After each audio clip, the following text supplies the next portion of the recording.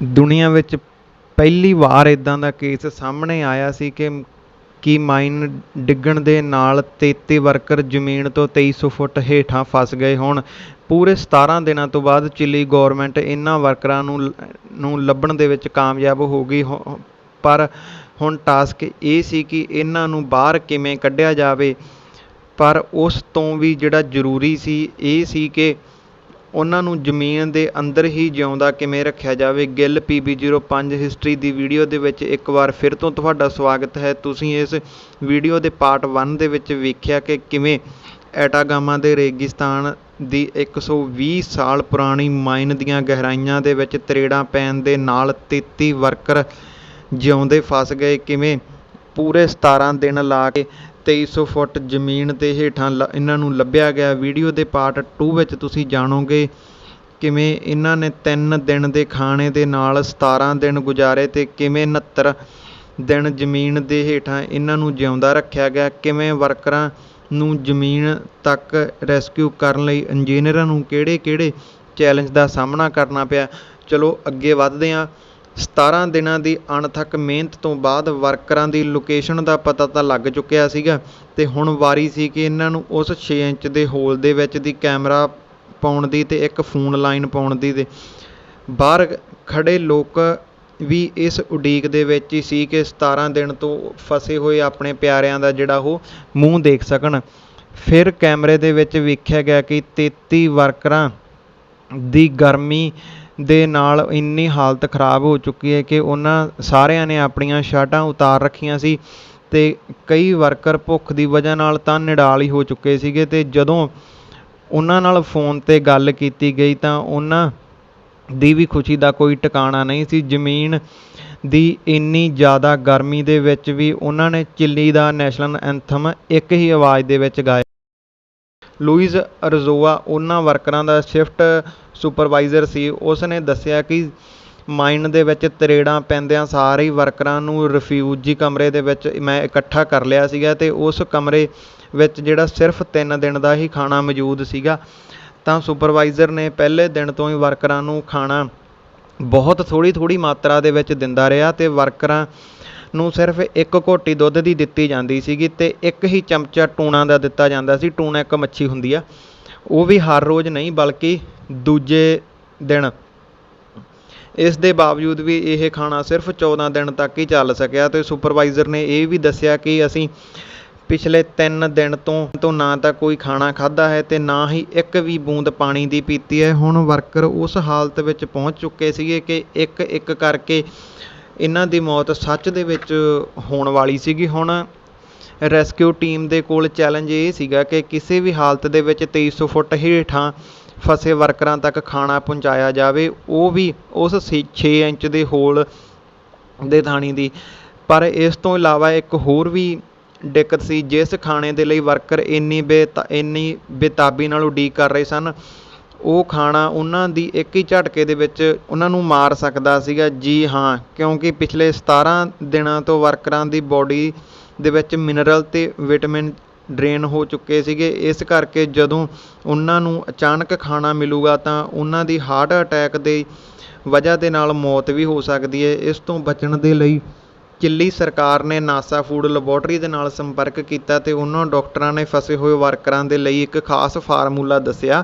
ਇਸ ਫਾਰਮੂਲੇ ਦੇ ਵਿੱਚ ਕਾਰਬੋਹਾਈਡਰੇਟ ਅਤੇ ਗਲੂਕੋਜ਼ ਇੱਕ ਖਾਸ ਮਾਤਰਾ ਦੇ ਵਿੱਚ ਪਾਇਆ ਜਾਣਾ ਸੀਗਾ ਅਤੇ ਜਿੱਥੇ ਇਸ ਤਰ੍ਹਾਂ ਦਾ ਖਾਣਾ ਤਿਆਰ ਕੀਤਾ ਗਿਆ ਅਤੇ ਪਾਈਪ ਦੇ ਵਿੱਚ ਪਾ ਕੇ ਭੇਜਿਆ ਗਿਆ। ਜਦੋਂ ਖਾਣਾ ਖਾ ਕੇ ਉਹਨਾਂ ਵਰਕਰਾਂ ਦੀ ਜਾਨ ਵਿੱਚ ਜਾਨ ਆਈ ਤਾਂ ਫਿਰ ਵਰਕਰਾਂ ਦੀ ਫੈਮਿਲੀ ਦੇ ਨਾਲ ਵੀਡੀਓ ਕਾਲ 'ਤੇ ਗੱਲ ਵੀ ਕਰਵਾਈ ਗਈ। ਦੂਜੇ ਪਾਸੇ ਰੈਸਕਿਊ ਟੀਮ ਇਹ ਪਲਾਨ ਕਰਨ ਦੇ ਵਿੱਚ ਲੱਗ ਗਈ ਕਿ ਇਹਨਾਂ ਨੂੰ ਜ਼ਮੀਨ ਦੇ ਉੱਪਰ ਕਿਸ ਤਰ੍ਹਾਂ ਲਿਆਂਦਾ ਜਾਵੇ, ਉਹ ਵੀ ਜਲਦੀ ਤੋਂ ਜਲਦੀ, ਕਿਉਂਕਿ ਪਿਛਲੇ 17 ਦਿਨਾਂ ਤੋਂ ਵਰਕਰਾਂ ਦੀ ਬੋਡੀ ਨੂੰ ਭੋਰਾ ਵੀ ਸਨਲਾਈਟ ਨਹੀਂ ਮਿਲੀ ਸੀਗੀ। ਡਾਕਟਰਾਂ ਦਾ ਆਖਣਾ ਸੀਗਾ ਕਿ ਕਿਸੇ ਵੀ ਸਮੇਂ ਇਹਨਾਂ ਨੂੰ ਫੰਗਲ ਇਨਫੈਕਸ਼ਨ ਹੋ ਸਕਦੀ ਹੈ। ਆਖਰਕਾਰ ਇਹ ਪਲਾਨ ਕੀਤਾ ਗਿਆ ਕਿ ਜਿਸ ਤਰ੍ਹਾਂ 6 ਇੰਚ ਦਾ ਹੋਲ ਕੀਤਾ ਗਿਆ ਸੀ, ਉਸੇ ਤਰ੍ਹਾਂ ਇੱਕ ਹੋਰ ਇੰਨਾ ਮੋਟਾ ਹੋਲ ਕੀਤਾ ਜਾਵੇ ਕਿ ਜਿਸ ਵਿੱਚੋਂ ਇਨਸਾਨ ਨੂੰ ਖਿੱਚ ਲਿਆ ਜਾਵੇ।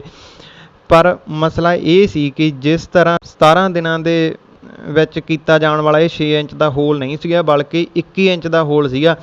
21 ਇੰਚ ਦਾ ਹੋਲ, ਉਹ ਵੀ 2300 ਫੁੱਟ ਡੂੰਘਾ ਅੰਦਾਜ਼ਾ ਲਾਇਆ ਗਿਆ ਕਿ ਇਸ ਹੋਲ ਨੂੰ ਕਰਨ ਦੇ ਵਿੱਚ 3 ਮਹੀਨੇ ਦਾ ਸਮਾਂ ਵੀ ਲੱਗ ਸਕਦਾ ਹੈ, ਅਤੇ ਜਾਣੀ ਕਿ 90 ਦਿਨ ਤਾਂ ਇਸ ਮੋਟੇ ਹੋਲ ਨੂੰ ਕਰਨ ਦੇ ਵਿੱਚ ਹੀ ਲੱਗਣੇ ਸੀਗੇ, ਕਿਉਂਕਿ ਸਭ ਤੋਂ ਫਾਸਟ ਤਾਂ ਸਲਿਊਸ਼ਨ ਇਹੀ ਸੀਗਾ। ਫਿਰ ਛੇਤੀ ਤੋਂ ਛੇਤੀ ਜਿਹੜਾ ਹੈਵੀ ਡਰਿਲਿੰਗ ਮਸ਼ੀਨ ਮੰਗਵਾਈ ਗਈ ਅਤੇ ਕੰਮ ਜਿਹੜਾ ਸ਼ੁਰੂ ਕਰ ਦਿੱਤਾ ਗਿਆ। 20 ਦਿਨ ਗੁਜ਼ਰ ਚੁੱਕੇ ਸੀਗੇ ਅਤੇ ਉੱਧਰ ਮਾਈਨਿੰਗ ਮਿਨਿਸਟਰ ਇਸ ਪਲਾਨਿੰਗ ਦੇ ਵਿੱਚ ਲੱਗ ਗਏ ਕਿ ਵਰਕਰਾਂ ਨੂੰ ਉੱਪਰ ਕਿਵੇਂ ਲਿਆਂਦਾ ਜਾਵੇ, ਕਿਉਂਕਿ ਗਹਿਰਾਈ ਇੰਨੀ ਜ਼ਿਆਦਾ ਸੀ ਕਿ ਇੱਕ ਵਰਕਰ ਨੂੰ ਉੱਪਰ ਲਿਆਉਣ ਦੇ ਲਈ ਹੀ 1 ਘੰਟੇ ਦਾ ਸਮਾਂ ਲੱਗ ਸਕਦਾ ਸੀਗਾ, ਅਤੇ ਰਸਤੇ ਵਿੱਚ ਉਹ ਸਾਹ ਘੁੱਟਣ ਦੇ ਨਾਲ ਉਸ ਦੀ ਜਾਨ ਨੂੰ ਵੀ ਖਤਰਾ ਹੋ ਸਕਦਾ ਸੀਗਾ। ਇਸ ਕਰਕੇ ਇੱਦਾਂ ਦੀ ਮਸ਼ੀਨ ਬਣਾਈ ਜਾਵੇ ਕਿ ਜਿਸ ਦੇ ਨਾਲ ਆਕਸੀਜਨ ਵੀ ਹੋਵੇ। ਇਸ ਲਈ ਚਿਲੀ ਗੌਰਮੈਂਟ ਨੇ ਨਾਸਾ ਦੇ ਨਾਲ ਸੰਪਰਕ ਕੀਤਾ ਅਤੇ ਨਾਸਾ ਦੇ ਮਾਹਿਰਾਂ ਨੇ ਇਸ ਦਾ ਹੱਲ ਕੱਢਿਆ ਕਿ ਇੱਕ ਇਸ ਤਰ੍ਹਾਂ ਦਾ ਕੈਪਸੂਲ ਬਣਾਇਆ ਜਾਵੇਗਾ ਜਿਸ ਵਿੱਚ ਆਕਸੀਜਨ ਸਿਲੰਡਰ ਵੀ ਲੱਗੇ ਹੋਣਗੇ, ਅਤੇ ਇਸ ਦੀ ਬਣਾਵਟ ਵੀ ਉਸ ਹੋਲ ਦੇ ਵਰਗੀ ਹੀ ਹੋਵੇਗੀ, ਅਤੇ ਵਰਕਰਾਂ ਨੂੰ ਕਿਸੇ ਤਰ੍ਹਾਂ ਦਾ ਕੋਈ ਵੀ ਨੁਕਸਾਨ ਨਹੀਂ ਹੋਵੇਗਾ ਜੇ ਕੈਪਸੂਲ ਕਿਤੇ ਰਸਤੇ ਵਿੱਚ ਵੀ ਰੁਕਦਾ ਤਾਂ। ਨਾਸਾ ਨੂੰ ਇਹ ਕੈਪਸੂਲ ਬਣਾਉਣ ਦੇ ਲਈ 2 ਮਹੀਨੇ ਦਾ ਸਮਾਂ ਲੱਗਦਾ ਸੀਗਾ, ਅਤੇ ਜਦੋਂ ਤੱਕ ਕਿ ਡਰਿਲਿੰਗ ਦਾ ਕੰਮ ਵੀ ਜਿਹੜਾ ਪੂਰੀ ਤਰ੍ਹਾਂ ਖਤਮ ਹੋ ਜਾਣਾ ਸੀਗਾ। ਅਤੇ ਹੁਣ ਪੂਰੇ 26 ਦਿਨ ਗੁਜ਼ਰ ਚੁੱਕੇ ਸੀਗੇ, ਅਤੇ ਇੱਕ ਸਕਿੰਟ ਬਹੁਤ ਕੀਮਤੀ ਸੀਗਾ। ਮਾਈਨਿੰਗ ਸਾਈਡ 'ਤੇ TV ਚੈਨਲ 24 ਘੰਟੇ ਫੁਟੇਜ ਦਿਖਾ ਰਹੇ ਸੀਗੇ, ਅਤੇ ਇੱਕ ਪਲ ਦੀ ਖਬਰ ਪੂਰੀ ਦੁਨੀਆ ਦੇ ਵਿੱਚ ਚੱਲ ਰਹੀ ਸੀਗੀ। ਡਰਿਲਿੰਗ ਮਸ਼ੀਨ ਦਾ ਕੰਮ ਹਜੇ ਚੰਦ ਫੁੱਟ ਹੀ ਡਰਿਲਿੰਗ ਹੋਈ ਸੀਗੀ, ਅਤੇ ਅਚਾਨਕ ਇੱਕ ਹੋਰ ਮਸਲੇ ਨੇ ਜਨਮ ਲਿਆ ਕਿ ਜਿਸ ਮਸ਼ੀਨ ਨਾਲ ਡਰਿੱਲ ਕਰ ਰਹੇ ਸੀਗੇ ਉਹ ਅਚਾਨਕ ਬਹੁਤ ਵੱਡੀ ਖਰਾਬੀ ਦੇ ਨਾਲ ਕੰਮ ਰੁਕ ਗਿਆ। ਇੱਕ ਵਾਰ ਫਿਰ ਤੋਂ ਕੰਮ ਰੁਕਣ ਦੇ ਨਾਲ ਡਰਿਲਿੰਗ ਕੰਪਨੀ ਦੇ ਇਹ ਖਬਰ ਜਦੋਂ ਹੋਰ ਡਰਿਲਿੰਗ ਕੰਪਨੀਆਂ ਤੱਕ ਪਹੁੰਚੀ ਤਾਂ ਉਹਨਾਂ ਨੇ ਇੱਕ ਆਫਰ ਭੇਜਿਆ ਕਿ ਅਸੀਂ ਇਸ ਡਰਿੱਲ ਨੂੰ ਕਿਸੇ ਹੋਰ ਤਕਨੀਕ ਨਾਲ ਕਰ ਸਕਦੇ ਹਾਂ। ਤਾਂ ਹੁਣ ਇਹਨਾਂ ਸਾਰਿਆਂ ਨੂੰ ਇਹ ਲੱਗਣ ਲੱਗਾ ਕਿ ਕਿਸੇ ਹੋਰ ਬੀ ਪਾਰਟ 'ਤੇ ਕੰਮ ਕਰਨ ਦੀ ਲੋੜ ਆ, ਅਤੇ ਜਦੋਂ ਬੀ ਪਲਾਨ ਦੇ ਉੱਤੇ ਇੱਕ ਹੈਵੀ ਜਿਹੜੀ ਡਰਿਲਿੰਗ ਮਸ਼ੀਨ ਸੀਗੀ ਉਹ ਅਲੱਗ ਟੈਕਨੋਲੋਜੀ ਵਾਲੀ ਮੰਗਵਾਈ ਗਈ, ਤਾਂ ਇਹ ਇੱਦਾਂ ਦੀ ਮਸ਼ੀਨ ਸੀਗੀ ਜਿਹੜੀ ਕਿ ਇੱਕ ਜ਼ੋਰਦਾਰ ਹੈਮਰ ਦੇ ਨਾਲ ਪੱਥਰਾਂ ਨੂੰ ਤੋੜੇਗੀ, ਅਤੇ ਉਹ ਵੀ 1 ਮਹੀਨੇ ਦੇ ਵਿੱਚ ਹੀ। ਹੁਣ ਜਿਹੜੇ ਉਹ 30 ਦਿਨ ਪੂਰੇ ਗੁਜ਼ਰ ਚੁੱਕੇ ਸੀਗੇ, ਅਤੇ ਪਲਾਨ ਬੀ ਵਾਲੀ ਮਸ਼ੀਨ ਨੇ ਵੀ ਕੰਮ ਕਰਨਾ ਸ਼ੁਰੂ ਕਰਤਾ ਸੀ, ਅਤੇ ਉੱਧਰੋਂ ਏ ਵਾਲੀ ਮਸ਼ੀਨ ਵੀ ਜਿਹੜੀ ਉਹ ਚੱਲ ਪਈ ਸੀਗੀ।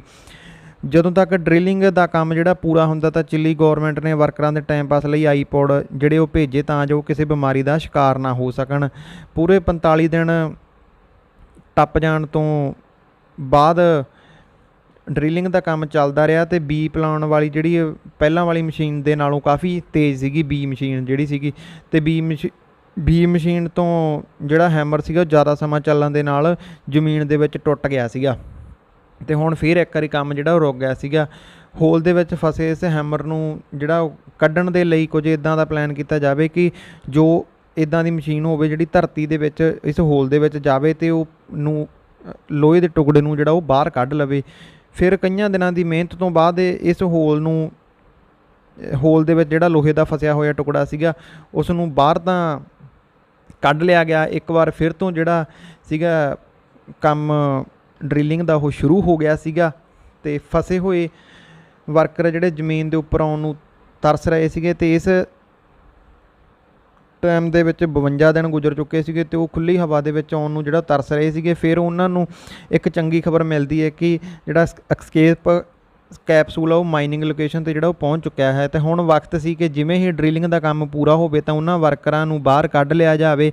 ਦੋਵੇਂ ਮਸ਼ੀਨਾਂ ਵਿੱਚੋਂ ਪਹਿਲਾਂ ਵਾਲੀ ਮਸ਼ੀਨ ਹਜੇ ਬਹੁਤ ਪਿੱਛੇ ਸੀ, ਬੀ ਪਲਾਨ ਵਾਲੀ ਜਿਹੜੀ ਮਸ਼ੀਨ ਉਹ ਬਹੁਤ ਸਾਰੀਆਂ ਉਸ ਤੋਂ ਬੀ ਪਲਾਨ ਵਾਲੀ ਮਸ਼ੀਨ ਤੋਂ ਸਾਰਿਆਂ ਨੂੰ ਬਹੁਤ ਉਮੀਦਾਂ ਸੀਗੀਆਂ। ਹੁਣ ਪੂਰੇ 65 ਦਿਨ ਜਿਹੜਾ ਉਹ ਗੁਜ਼ਰ ਚੁੱਕੇ ਸੀਗੇ, ਅਤੇ ਸਵੇਰ ਦੇ 8 ਵਜੇ ਪਲਾਨ ਬੀ ਵਾਲੀ ਮਸ਼ੀਨ ਨੇ ਡਰਿੱਲ ਜਿਹੜੀ ਉਹ ਪੂਰੀ ਕਰ ਲਈ ਸੀਗੀ 2300 ਫੁੱਟ ਦੀ, ਅਤੇ ਇਹ ਖਬਰ ਮਿਲਦੇ ਜ਼ਮੀਨ ਦੇ ਹੇਠਾਂ ਅਤੇ ਜ਼ਮੀਨ ਦੇ ਉੱਪਰ ਜਿਹੜਾ ਜਸ਼ਨ ਦਾ ਮਾਹੌਲ ਹੋ ਗਿਆ ਸੀਗਾ।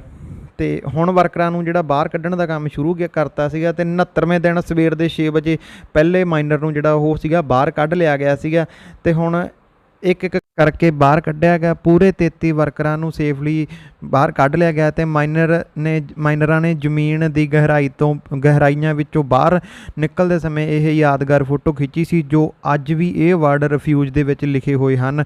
ਤਾਂ ਇਹ ਹਨ ਉਹਨਾਂ 33 ਵਰਕਰਾਂ ਦੀ ਜਿਹੜੀ ਰੀਅਲ ਫੋਟੋ ਜਿਨ੍ਹਾਂ ਨੇ ਆਪਣੀ ਜ਼ਿੰਦਗੀ ਦੇ ਪੂਰੇ 69 ਦਿਨ ਸੈਨ ਜੋਸ਼ ਮਾਈਨ ਦੇ ਵਿੱਚ ਦਫਨ ਹੋ ਕੇ ਗੁਜ਼ਾਰੇ, ਅਤੇ ਇਸ ਵਾਕਿਏ ਤੋਂ ਬਾਅਦ ਮਾਈਨ ਨੂੰ ਹਮੇਸ਼ਾ ਦੇ ਲਈ ਉਹ ਜਿਹੜਾ ਬੰਦ ਕਰ ਦਿੱਤਾ ਗਿਆ। ਅਤੇ ਸੋ ਜੇ ਤੁਹਾਨੂੰ ਵੀਡੀਓ ਵਧੀਆ ਲੱਗੀਆਂ ਤਾਂ ਇਹਨਾਂ ਵੀਡੀਓ ਨੂੰ ਜਿਹੜਾ ਵੱਧ ਤੋਂ ਵੱਧ ਸ਼ੇਅਰ ਕਰਿਆ ਜਾਏ, ਅਤੇ ਆਪਣੇ ਚੈਨਲ ਨੂੰ ਸਬਸਕ੍ਰਾਈਬ ਕਰੋ। ਜੇ ਵੀਡੀਓ ਤੁਸੀਂ ਫੇਸਬੁੱਕ 'ਤੇ ਦੇਖ ਰਹੇ ਆ ਤਾਂ ਆਪਣਾ ਫੇਸਬੁੱਕ ਪੇਜ ਨੂੰ ਫੋਲੋ ਕਰੋ। ਥੈਂਕ ਯੂ ਸੋ ਮੱਚ, ਬਹੁਤ ਬਹੁਤ ਧੰਨਵਾਦ ਤੁਹਾਡਾ ਵੀਡੀਓ ਦੇਖਣ ਦੇ ਲਈ।